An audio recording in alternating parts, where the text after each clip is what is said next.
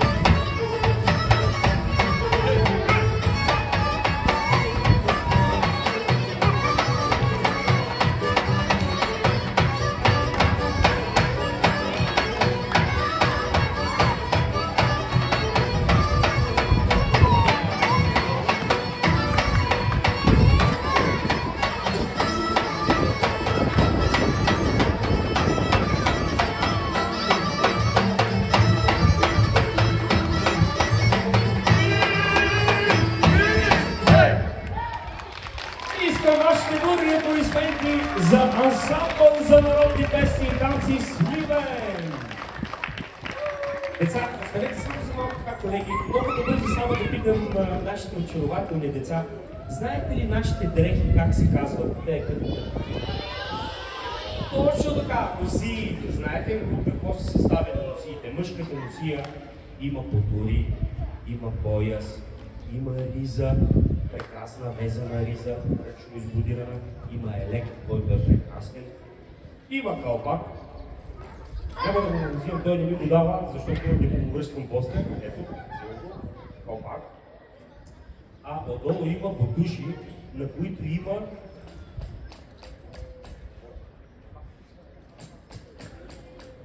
шпори.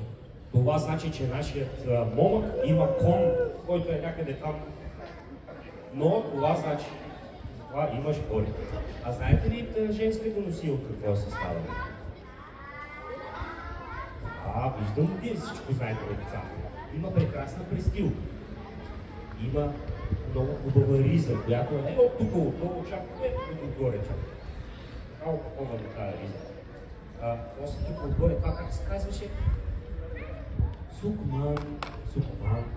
Имаме пафти, какви са неща. Имаме и заградка, на която има толкова много цветя, откъде ги взехте, много са красиви. И отдолу имаме едно хубави обувки. Това са нашите дрехи, които едно време сме носили. А сега искам само да ви питам много бързо. Вие можете ли да играете право поро? Вашите учителки дали могат да играят право поро? Вашите учителки дали ще позволят да изиграем едно право поро с вас?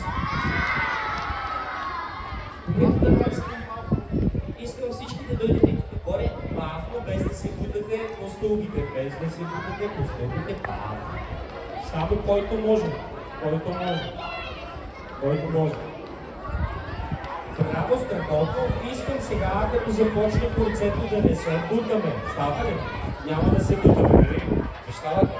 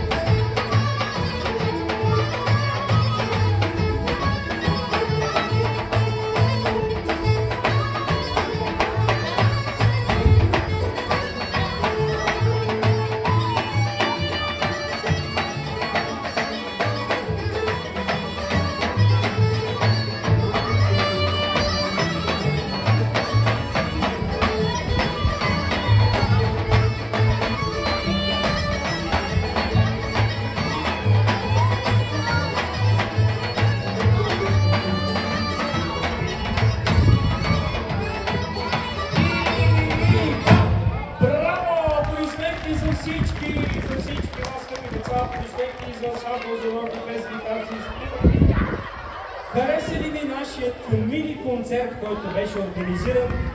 Проект е реализиран с финансовата подкрепа на Министерството на културата по програма на материално културно наследство, професионален ансамбъл, носители на нематериално културно наследство и Министерството на културата. Казахме един ден. Хареса ли ви нашият концерт?